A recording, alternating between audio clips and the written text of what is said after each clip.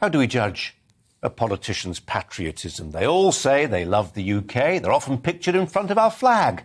But is there any yardstick by which this vague idea of love of country can actually be measured? Any way of testing that national pride is more than just something a candidate feels they have to talk about to win over the masses? How about this? Any politician who has risked their life in defence of their country deserves to be taken more seriously. The obvious contemporary example is this guy, Volodymyr Zelensky. A year ago, he was an international joke, a comedian who stood for high office almost as a send-up. But now, having repeatedly risked his life to rally Ukraine against Russian invaders, he is a global symbol of heroism, democracy and commitment to high office. Time was when military service was the norm here. Even when Margaret Thatcher came to power in 1979, many members of her cabinet had worn khaki. Some of them were highly decorated. Lord Carrington, her foreign secretary, had won the Military Cross for his part in Operation Market Garden. The man she leaned on most in government, Deputy Prime Minister Willie Whitelaw.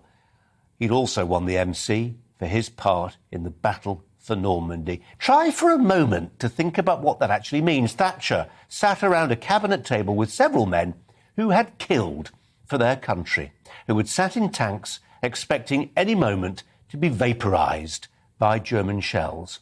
When a modern career politician says they love their country, having waged battles against corruption or the unions or the establishment, it's really not the same kind of conflict.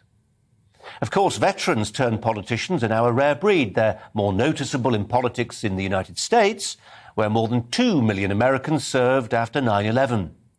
But there are also Brits who fought in Afghanistan and Iraq before turning to politics, a cross-party cohort that includes the likes of Dan Jarvis, who became the Labour MP for Barnsley after fighting in Helmand Province as a major in the Parachute Regiment. The Conservatives have several MPs who swore an oath to protect our country, even at the point of a bayonet.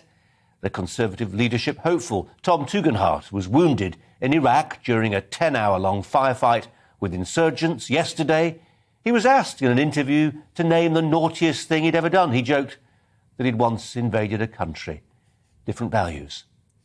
As we saw with COVID, there's something about serving in the military which creates a can-do mindset.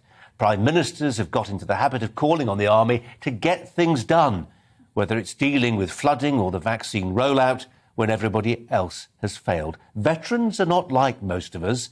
There's an authenticity to their backstory that civilians sometimes lack, iron in the soul, grace under pressure.